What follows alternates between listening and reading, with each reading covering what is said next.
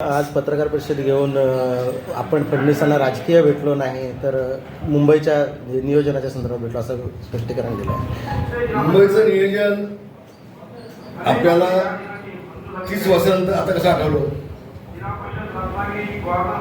कालपर्यंत दोन भाऊ एकत्र आले तो ठाकरे बँड होतो असं म्हणत होते. मग काय झालं? उद्धव ठाकरेंनी शिवसेना प्रमुख माननीय बाळासाहेब ठाकरे यांची शिवसेना सोनिया गांधीच्या पायाजवळ नेऊन घाण ठेवली. ती काँग्रेस बँड झाली ना. ठाकरे बँड कसा होऊ शकतात? आणि उद्धव ठाकरेंनी मुंबईतून सगळा मराठी माणूस हा मुंबईच्या बाहेर घालवला. कालच माझ्या भाषणामध्ये मी काल रात्री म्हटलं एकनाथ शिंदेना सांगितलंय की गिरगाव, लालबाग, दादर या सगळ्या भागामध्ये जो मराठी माणूस होता तिथं आता सगळ्या उंच 40-50 माळ्याच्या बिल्डिंग झाल्या, इमारती झाल्या. त्या प्रत्येक बिल्डिंगमध्ये किती मराठी माणसं आहेत तिथं सर्वे करून घ्या आणि राज ठाकरेंना पाठवा, उद्धव ठाकरेंना पाठवा.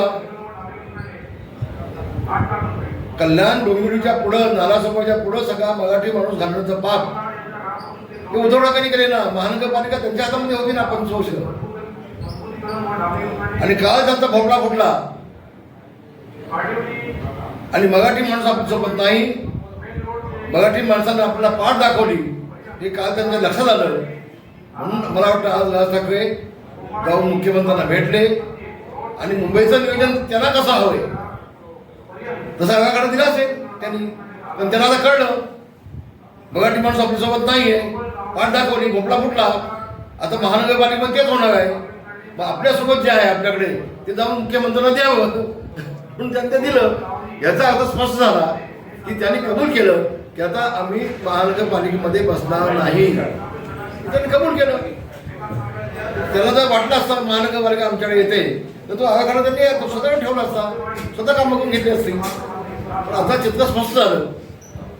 राज ठाकरेंचं एक वैशिष्ट्य आहे, ते काय लपून ठेवत नाही उद्धव ठाकरेंना.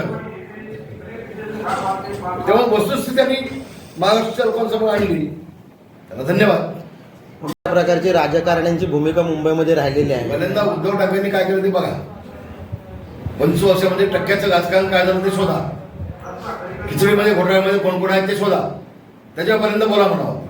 तर इंच करण्यापेक्षा 5-5, 6-6, 8-8, 9-9 टक्क्याचं काय झालं तिथं आधी लक्ष घाला म्हणावं.